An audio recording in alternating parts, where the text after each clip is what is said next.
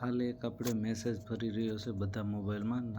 Supreme કોર્ટના આદેશ અનુસાર આપના રેશન કાર્ડમાં નામ ધરાવતા તમામ સભ્યોનું KYC કરવું ફરજિયાત હોય, જે આપણે આપણા પોતાના મોબાઈલથી પણ કરી શકીએ છીએ.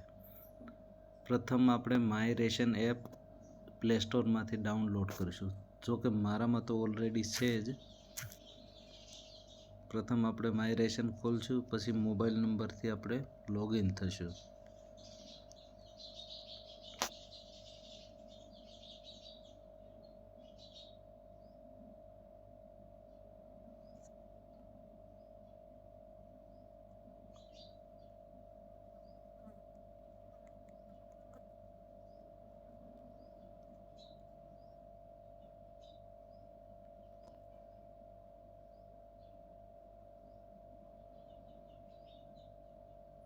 લોગિન થયા પછી અહીંયા બહુ બધા ઓપ્શન આવશે.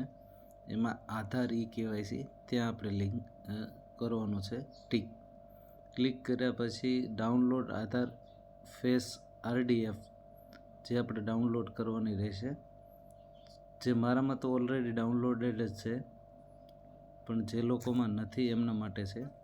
ત્યાંથી પછી અહીંયા નીચે બોક્સમાં આપણે ટીક કરીને કાર્ડની વિગતો મેળવીશું.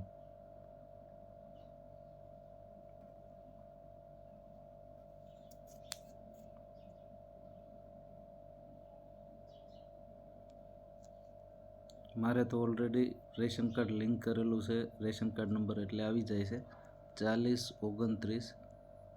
અહીંથી આપણે કુટુંબના સભ્યોની વિગતો જોઈશું. પ્રથમ નામથી જ આપણે જોઈએ.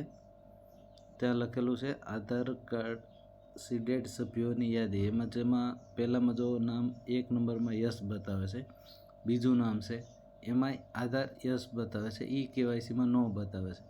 તો જે નામમાં નો બતાવે છે એ બધાનું નામ આપણે KYC કરવાનું રહેશે. તો 2 નંબરથી આપણે સ્ટાર્ટ કરીએ.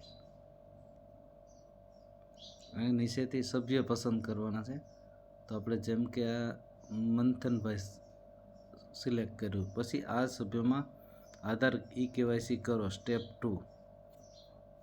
ત્યાં જવાનું રહેશે. હું સંમતિ સ્વીકારું છું ત્યાં આપણે ટીક કરવાનું રહેશે અને OTP જનરેટ કરવાનું રહેશે.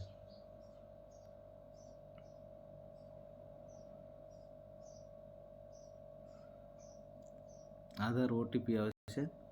OTP 314816. આ ચકાસો ત્યાં ટીક કરવાનું રહેશે. ટીક કર્યા પછી ફેસનું ઓપ્શન આવશે. આપણે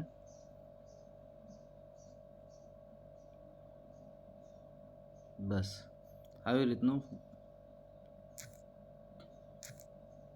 ફેસ કરવાનું રહેશે.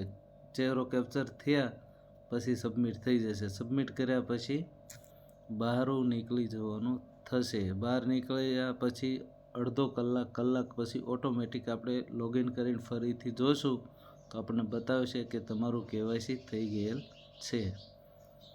જો ગમે તો તમારા મિત્રોને પણ શેર કરજો.